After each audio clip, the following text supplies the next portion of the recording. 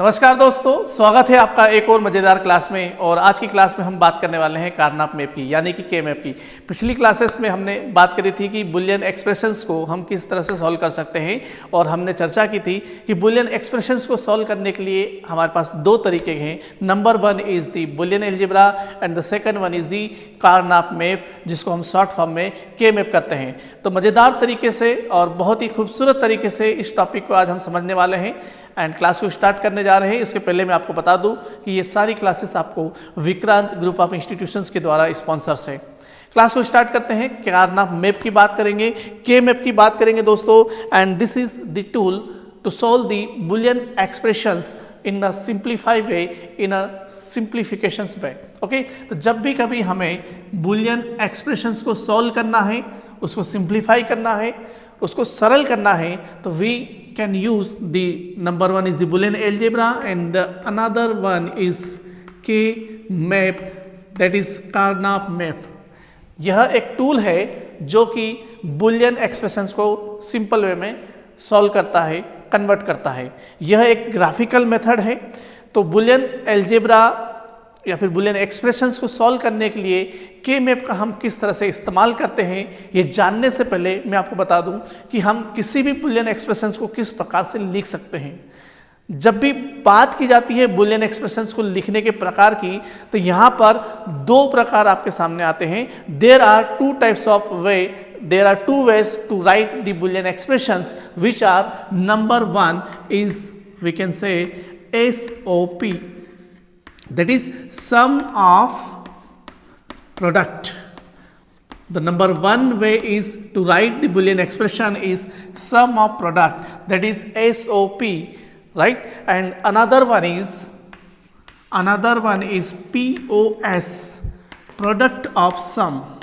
Another one way is product of sum. So basically we can write any Boolean expression, I mean product of sum. So basically we can write any Boolean expression in two ways.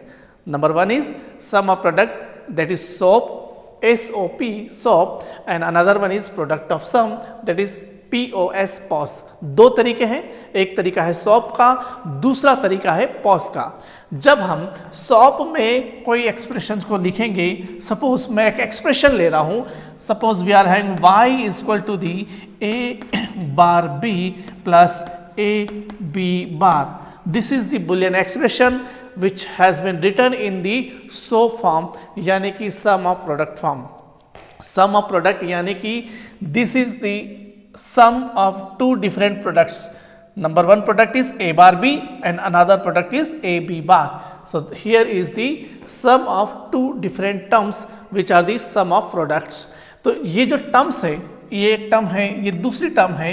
In terms को mean term कहा जाता है। इसे हम क्या कहते हैं? Mean term. Mean term के नाम से जाना जाता है। And this expression is having two main terms. Number one is a bar b and the second one is a b bar. There are two main terms in this particular SOP. Say suppose we have to write a Boolean expression in POS form, product of sum form. So if you have to write this expression, another expression which is, say suppose a bar plus b dot a plus b bar. So this is the expression which has been written in POS form, यानी कि product of sum form, यानी कि POS form। ठीक है, तो यहां पर आप देख सकते हैं this is the product of, basically product of these two terms, this first term and this second term, and this term is the sum of two variables a and b, sum of two variables a and b, and this is again sum of two variables a and b, and these variables are being sum up, and after summing up these are being producted. तो this is the product of sum। and यहाँ पर भी दो term है, number one term and number two term, and these term are known as max term। हम क्या कहेंगे? इसे मैक्स टर्म कहेंगे। तो कुल मिला के हमारी चर्चा का कंक्लूजन ये है कि बुलियन एक्सप्रेशन को दो तरीके से लिखा जा सकता है। एक तरीका होता है सम ऑफ प्रोडक्ट के फॉर्म में और दूसरा तरीका होता है प्रोडक्ट ऑफ सम के फॉर्म में। इतनी बात समझ में आई। अब हम बात करेंगे के मैप की। के मैप की बात कर रहे हैं, मैं इसको रफ करूंगा एंड कार्नाप मैप की बात करेंगे कि कार्नाप मैप को किस तरह से लिखा जा सकता है, किस तरह से उसको ड्रॉ किया जा सकता है। Basically this is the tool to use the simplify Boolean expression in the graphical way। तो graphical way में हम बात करेंगे। मैं बात करूंगा अगर से suppose I am having two variables, मेरे पास दो वेरिएबल हैं, तो किस तरह से उसको हम रिप्रेजेंट करेंगे इसकी बात करते हैं। So for two variables how we can draw a Karnaugh map. For two variables, the Karnaugh map. Okay, so for two variables, the maximum possible combination is 4। हमने पढ़ा है कि जब भी हमारे पास दो वेरिएबल होते हैं तो उसके मैक्सिमम पॉसिबल कॉम्बिनेशन क्या हो जाएंगे, 4 हो जाएंगे। यानी कि जब मुझे यहाँ पर के मैप बनाना होगा तो मुझे यहाँ पर 4 अलग अलग सेल बनाने होंगे। तो ये मैं 4 अलग अलग सेल बना रहा हूँ and this cells represent the particular one combination, like we are having two variables a and b. Say suppose this vertical cells represent the a and this horizontal cell represent the b, and for a this can be a bar and this can be a, for b this can be b bar and this can be b। okay, there are 4 cell, इसको हम क्या कहेंगे, cell कहेंगे। ये क्या कहलाएगा, cell कहलाएगा। और कितने सेल हैं यहाँ पर, 1 2 3 4 सेल हैं दो वेरिएबल के लिए। इस सेल की वैल्यू क्या होगी, पहले सेल की वैल्यू क्या होगी, तो पहले सेल में आप देख सकते हैं ये ए बार और ये बी बार, यानी कि जो पहला सेल है ये किस वैल्यू को रिप्रेजेंट कर रहा है, ये ए बार और बी बार को रिप्रेजेंट कर रहा है। दूसरा cell A bar and B को रिप्रेजेंट कर रहा है and third one is representing A B bar and fourth one is A B bar. मैं सेल के अंदर लिख देता हूं ताकि आपको याद रहेगा। The first cell is representing A bar B bar, another one is A bar B and the third one is A B bar and the fourth one is A B. जब भी कभी हमारे पास दो वेरिएबल होते हैं A and B and the maximum combination, the maximum possible combination for these two variables are 0 0 0 1 1 0 and 1 1. These are the maximum possible combination. So in terms of variables, how can I write this? I can write like 0 will be right for the a bar, 0 के लिए हम क्या लिखेंगे, a bar, और 1 के लिए क्या लिखेंगे, a। अगर हम a वेरिएबल की बात करते हैं, यानी कि जब कोई हमारे पास 0 है तो उसको हम कॉम्प्लीमेंट के फॉर्म में लिखेंगे। देखिएगा a भी 0 है, b भी 0 है, तो मैं क्या लिखूंगा, a bar b bar, a0 b1, so I will write a bar b and a1 v0, I will write a b bar and a1 b1, I will write a b। Okay, तो वही चीज मैंने यहाँ पे कार्नाप map cell के अंदर लिखी है। 4 हमारे पास मैक्सिमम पॉसिबल कॉम्बिनेशन है, A bar B bar, A bar B, A B bar and A B. यही चारों चीजें मैंने यहाँ पर भी लिखी हुई है। ठीक है, अगर हम इनको 0 0 0 1 के फॉर्म में भी लिखना चाहें तो यहाँ पर लिख सकते हैं, बट बहुत ज़्यादा कन्फ्यूजन ना हो इसलिए हम उसको सिंपल तरीके से जानने की कोशिश कर रहे हैं। ठीक है, तो क्या चीज़ याद रखना है, दो वेरिएबल के लिए हमें किस तरह से इनको लिखा जा सकता है, ये इतना याद रखना है अभी। ठीक है, अब मैं आपको आगे जाके 3 वेरिएबल्स की बता देता हूँ कि 3 वेरिएबल्स के जब हमारे पास बात करेंगे तब हम किस तरह से कार्नाप मैप को डिज़ाइन करेंगे, किस तरह से के मैप को ड्रॉ किया जा सकता है फॉर 3 वेरिएबल्स। तो से सपोज हमारे पास मैंने यहाँ लिखा था फॉर, मुझे यहाँ लिखना था 2 वेरिएबल्स। ये किसके लिए है, 2 वेरिएबल्स के लिए, एंड फॉर 3 वेरिएबल्स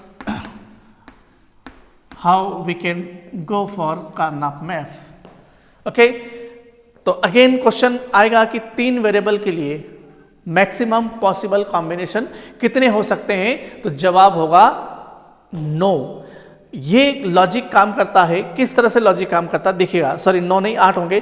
किस तरह से लॉजिक काम करता है इसकी बात करते हैं। देखिए ये चूंकि हम बात करते हैं बाइनरी की बात करते हैं, और बाइनरी में हमारे पास दो टर्म होती है 0 और 1, और बाइनरी का जो बेस होता है वो 2 होता है, और यहाँ पर 2 की पावर में ही हम जो नंबर ऑफ वेरिएबल्स कैलकुलेट कर सकते हैं कि 2 वेरिएबल अगर है हमारे पास तो हम किस तरह से लिखेंगे 2 to the power 2, तो 2 to the power 2 हमें मिलता है 4।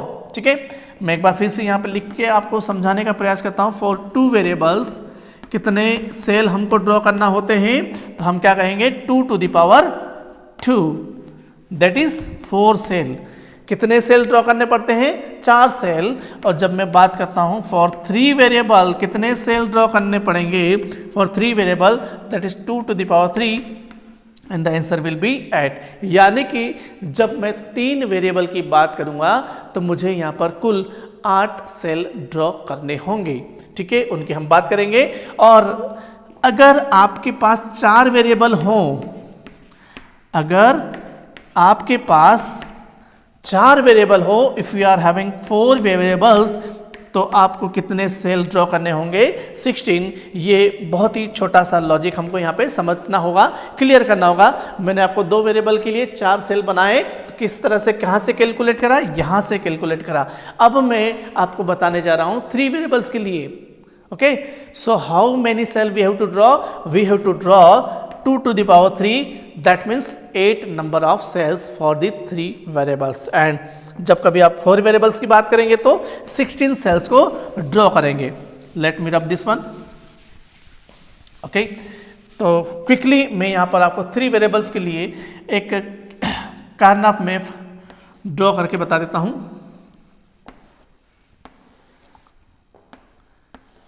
ओके,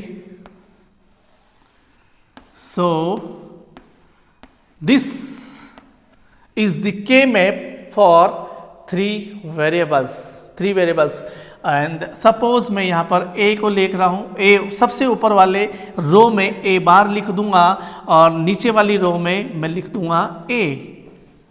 ओके, और दूसरा वेरिएबल मेरे पास होगा B और तीसरा वेरिएबल होगा C।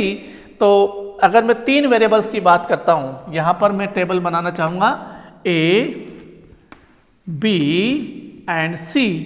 3 वेरिएबल्स की अगर मैं बात करता हूँ तो मैं क्या कॉम्बिनेशंस को लिख सकता हूँ, ये मैं आपको बता सकता हूँ। देखिएगा A bar, B bar, C बार। ठीक है, पहला कॉम्बिनेशन क्या होता है 0 0 0, दूसरा क्या होता है 0 0 1, that means A bar, B bar, C। अगला क्या होगा 0 1 0, that will be A bar, B, C बार। ठीक है, लेकिन जब हम के मैप की बात करते हैं तो के मैप में एक ही समय में 2 बिट को चेंज नहीं किया जा सकता। इसका क्या मतलब है, देखिए यहाँ पर था 0 0 1 और यहाँ पे हो गया 0 1 0, ये 1 0 हो गया और ये 0 1 हो गया। 2 बिट को चेंज करने की परमिशन नहीं देता है। तो अगला जो कॉम्बिनेशन है आपको क्या लिखना होगा 0 1 1 लिखना होगा। क्या लिखना होगा 0 1 1, that means A bar B C लिखना होगा। ये थोड़ा सा यहाँ पर हमको लॉजिक याद रखना होगा। एक बार फिर से बता देता हूँ, कार्नाप मैप में एक बिट से दूसरी बिट पे हम जाते हैं, एक वेरिएबल से दूसरे वेरिएबल पे जाते हैं, तो एक ही समय में 2 बिट को चेंज करने की परमिशन नहीं होती है। अगर हम हमारी जो गिनती है उसके अनुसार लिखेंगे 0 1 2, अगर मैं 2 लिखूंगा तो 2 लिखने के लिए मुझे क्या लिखना होगा 0 1 0, और उस स्थिति में 2 बिट चेंज हो जाएगी जो कि परमिसेबल नहीं है। तो फिर हम क्या करेंगे, हम 3 लिख देंगे, 2 को नहीं लिखकर क्या लिखेंगे 3, यानी कि 1 एज इट इज रहेगा, 0 से ये 1 हो जाएगा। ठीक है, आप इसको इस तरह से याद भी रख सकते हैं, सिंपल वे में याद हो जाएगा, there will be not as such as problem. So 0 1 1 और अगला हम यहाँ पर 2 लिख देंगे, that will be 0 1 0, A bar B C बार। बस इतना सा लॉजिक आपको यहाँ पे याद रखना पड़ेगा। नेक्स्ट हम लिखेंगे 1 0 0, that is A, B bar C bar, 1 0 1, that is A,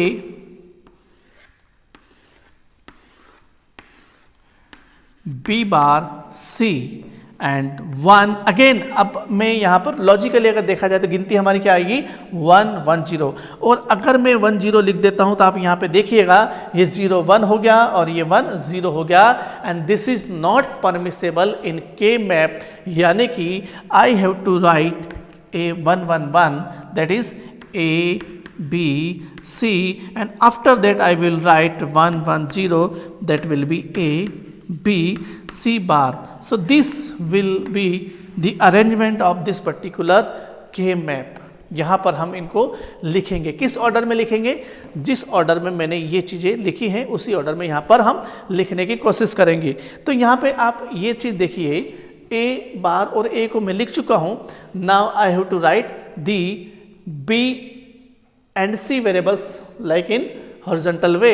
तो मैं क्या लिखूँगा, सबसे पहले B bar C bar, then B bar C, then B C, then B C bar. ये कहाँ से आया, ये यहीं से आया, B bar C bar, B bar C, B C bar, ठीक है, B bar C bar, B bar C, B C bar, ये सारा ए बार के लिए है, और यही वैल्यू वापस ए के लिए भी मिलेगी, 4 values, B bar C bar, B bar C, B C बार, तो ये ए के लिए भी आपके पास वैल्यू आ जाएगी। मैं सेल्स में लिखता हूं तो ताकि आपको और आसानी से समझ में आएगा। यहाँ पर इस सेल की वैल्यू क्या है, A bar, B bar, C bar, this one and this one. इस सेल की वैल्यू क्या है, this one and this one. So A bar, B bar, C, इसकी वैल्यू क्या है, ए बार, बी सी, इसकी वैल्यू क्या लिखेंगे, ए B C bar, I mean ए बार तो रहेगा ही रहेगा, एंड इसकी वैल्यू मैं लिखूंगा A B bar C bar, and this will be A B bar C, A B C, and A B C bar. So this is the K map for 3 variables. हमको ultimately क्या याद रखना है, हमको ultimately केवल 2 variables के लिए ये के मैप होता है, ये याद रखना है, एंड 3 वेरिएबल्स के लिए ये के मैप होता है, इतना याद रखना है, ठीक है। Let us see how we can draw a K map for the 4 variables. अब अगेन मुझे बताने की जरूरत नहीं पड़ना चाहिए कि अगर 4 वेरिएबल्स हैं तो मेरे पास कितने नंबर ऑफ सेल्स होंगे। Yes, the answer is 16। कितने होंगे, 16 सेल। कहां से पता चला, 2 to the power 4, ठीक है। जब हमें पता करना होता था कि 2 वेरिएबल्स के लिए कितने सेल होंगे, 2 to the power 2, that is 4। जब हमें पता करना था कि 3 वेरिएबल के लिए कितने सेल होंगे, 2 to the power 3, आंसर क्या आया, 8। इसी तरह से अगर मैं बात करता हूं 4 वेरिएबल्स, तो कार्नाफ मैप में कितने सेल बनाएंगे, 2 to the power 4 यानी कि 16 सेल। कितने सेल बनाएंगे, 16 सेल। अब मुझे यहाँ से कुछ रफ करना होगा, मैं इस टेबल को रफ कर देता हूँ, मेरे ख्याल से ये ठीक रहेगा, ओके। और यहाँ पर इस वाले पार्ट में मैं 4 वेरिएबल्स के लिए के मैप को ड्रॉ करने जा रहा हूँ। यहाँ पे भी कर सकते हैं, इसको चेक कर लेते हैं, या फिर ये यहाँ पे करेंगे तो आपको ज़्यादा विजिबल होगा। चलिए 16 सेल मुझे ड्रॉ करना है। So for the 16 cell there will be 4 column and 4 rows, and these are the 16 number of cells, and say suppose here is A bar, B bar, A bar B, AB, AB bar, C bar, D bar, C bar D, C D and C D bar.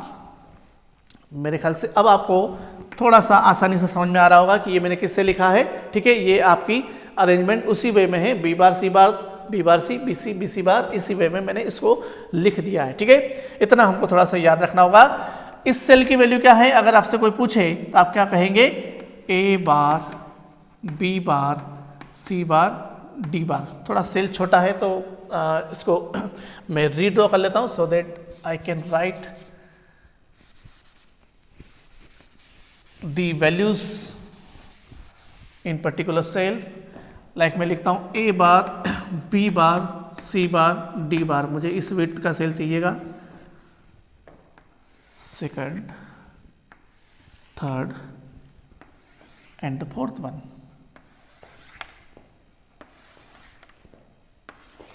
Okay, so first cell की value a bar, b bar, c bar, d bar. Here it is c bar and d bar, c bar d, c d and c d bar. इस cell की value बिल्कुल आसानी से बता सकते हैं, ये और ये का कॉम्बिनेशन यानी कि a bar, b bar, c bar, d. इस सेल की वैल्यू क्या लिखेंगे? a bar, b bar, c d and the last one is a bar, b bar, c d bar.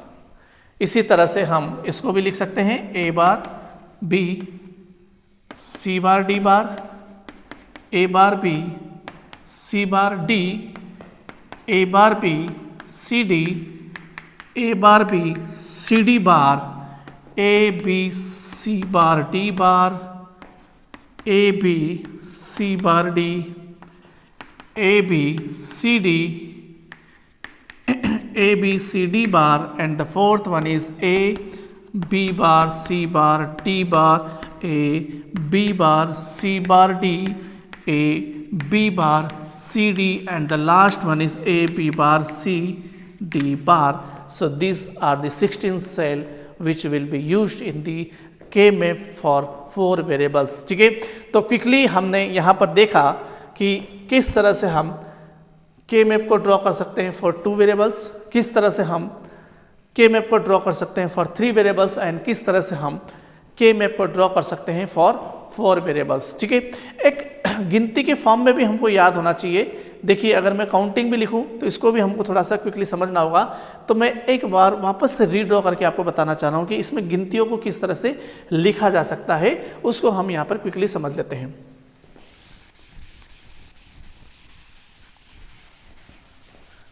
Okay, सो अगर मैं बात करता हूं कि ये वेरिएबल्स के फॉर्म में ना लिख के इसको बाइनरी गिनती के फॉर्म में लिखूं तो सेल्स की वैल्यू क्या होगी, ये भी हमें पता होना चाहिए कि किस तरह से आप सेल्स की वैल्यू को लिख सकते हैं. If we are going to write the values in terms of the numbers, in terms of the numbers, क्योंकि कभी कभी क्वेश्चंस आपको नंबर के फॉर्म में भी आता था. जब मैं आपको अगली क्लासेस में कुछ क्वेश्चंस इस पर बेस्ड करवाऊंगा, इस पर बेस्ड हम अभी क्वेश्चंस पे नहीं जा रहे हैं. अभी हम ये सीख रहे हैं कि के मैप होता क्या है, किस तरह से उसको ड्रॉ किया जाता है, इतना. नेक्स्ट हमको ये सीखना होगा कि के मैप को सॉल्व कैसे किया जाता है. ये आज की क्लास का विषय नहीं है, ये अगली क्लास में मैं आपको बताऊँगा. तो गिनती कैसे लिखा जाता है, 0 1 2 3. यहाँ तो सिंपल है, लेकिन यहाँ पर थोड़ा सा ऑर्डर चेंज रहेगा. 0 1 2 यहाँ पे आएगा, 3 यहाँ पर आएगा. ठीक है, 4 5 6 7 इस तरह से गिनती लिखी जाएगी.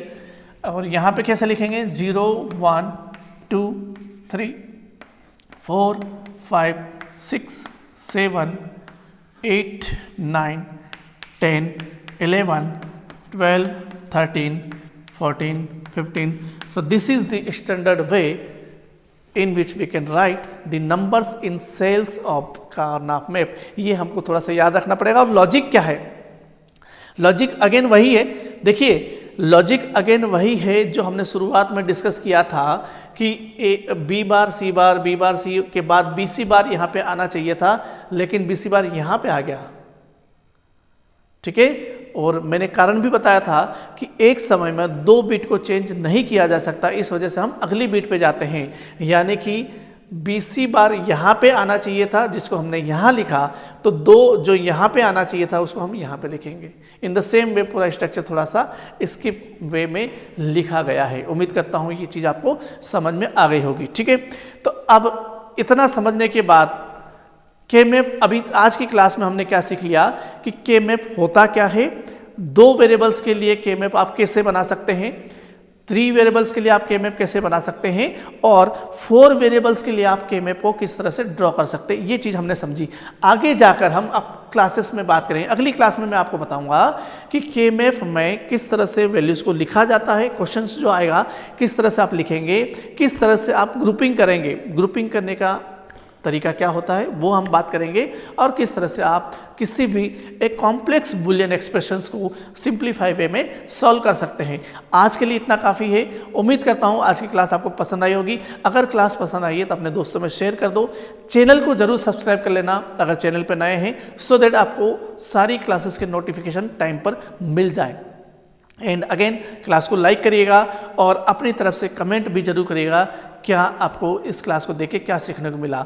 एंड अगेन मैं आपको बताना चाहूँगा स्टूडेंट्स कि ये जितनी भी क्लासेस है ये सारी classes Vikrant group of institutions की तरफ से आपको स्पॉन्सर की जा रही है। मिलते हैं अगली क्लास में, तब तक के लिए धन्यवाद। जय हिंद, नमस्कार।